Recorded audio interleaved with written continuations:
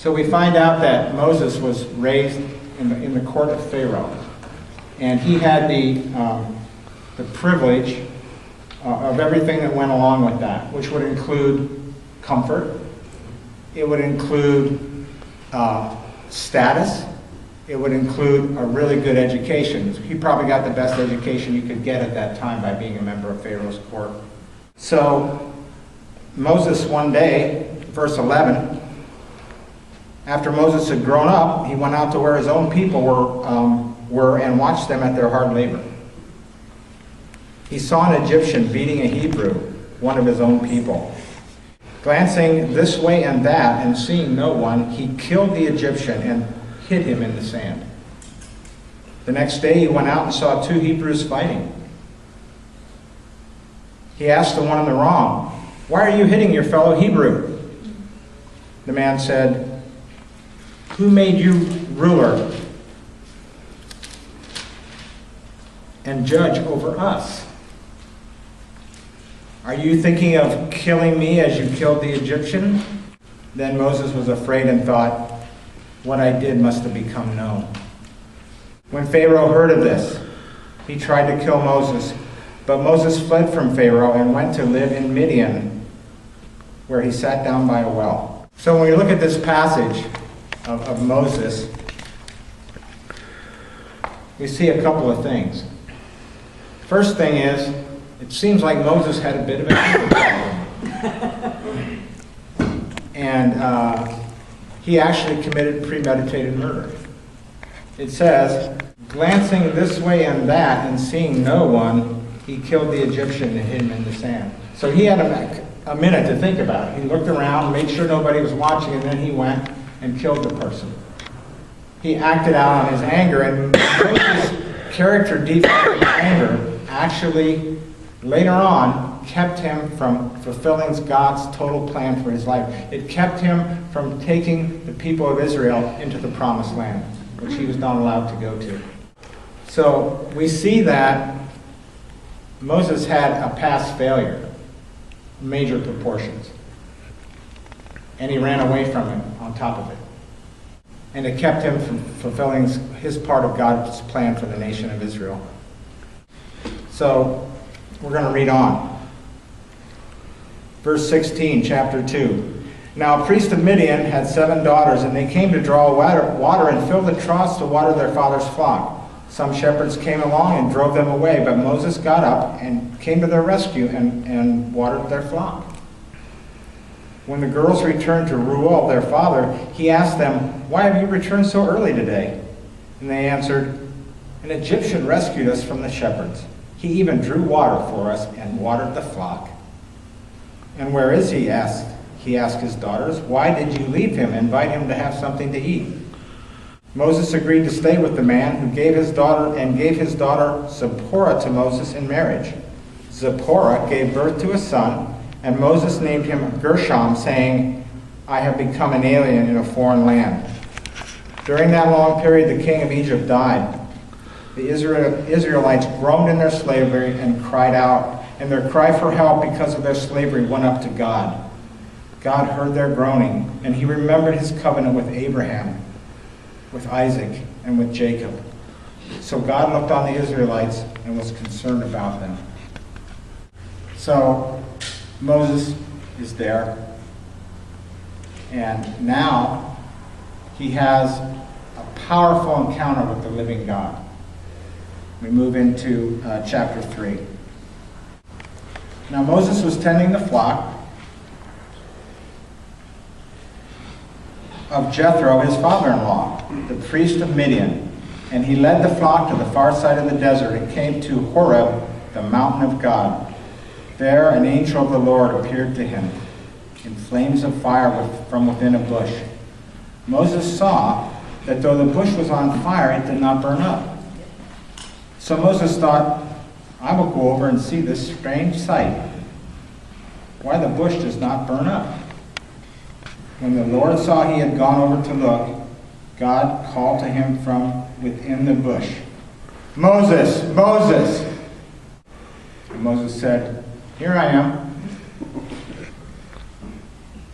"Do not come any closer," God said. Take off your sandals, for the place where you are standing is holy ground." Then he said, "I am the God of your father, the God of Abraham, the God of Isaac, and the God of Jacob." At this, Moses hid his face because he was afraid to look at God. The Lord said, "I have indeed seen the misery of my people in Egypt. I have heard them crying out because of their slave drivers, and I'm concerned about their suffering. So I have come down to rescue them from the hand of the Egyptians and to bring them up out of that land into a good and spacious land, a land flowing with milk and honey, the home of the Canaanites, Hittites, Amorites, Perizzites, Hivites, and Jebusites.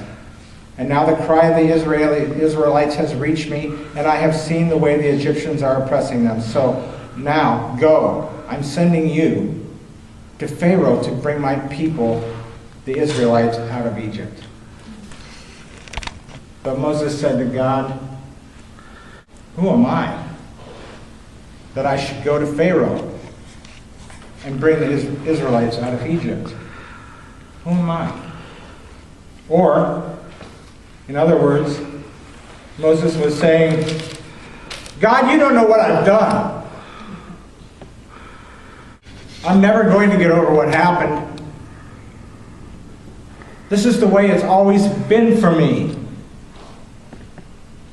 It's just who I am." Does this sound familiar to anybody?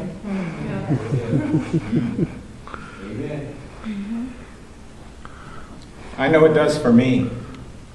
I remember having thoughts and questions like these when I began my journey into recovery. And maybe at one time or another, you have too thought those kind of things and felt that way. So Moses' fear of the future kept him afraid and unwilling to change. His fear of what was going to happen to him had him stuck. And God said, "I will be with you. And this will be a sign to you that it is I who have sent you. When you have brought the people out of Egypt, you will worship God on this mountain." And Moses said to God, "Suppose I go to the Israelites and say to them, 'The God of your fathers has sent me to you,' and they ask me, 'What is his name?' Then what shall I tell them?" God said to Moses, "I am who I am. This is what you are saying to the Israelites. I am has sent me to you." Isn't it interesting that God didn't respond directly to Moses' questions? He asked him all those things about himself, and God really didn't respond to that. So how did he respond to Moses' denial?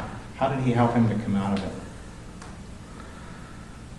He let Moses know that he was standing in the presence of the living, eternal God, independent, uncaused, the only one who could say, "I am who I am." The only one who could possibly say that. Then God offered Moses hope for the future by saying, "I will be with you. I will be with you." So tonight, right here, right now, we are in his presence. Like Moses, we can begin to step out of our denial into God's grace, and he is saying to us tonight, "I will be with you." We have that same hope for our futures in Celebrate Recovery. Moving forward into this new year, we have that same hope for the future. Amen. We have Jesus as our higher power. Mm-hmm. We have the 12 steps and the 8 principles to guide us, and most important, we have each other, our Celebrate Recovery family. And you know what, guys? I really like our chances. Thank you.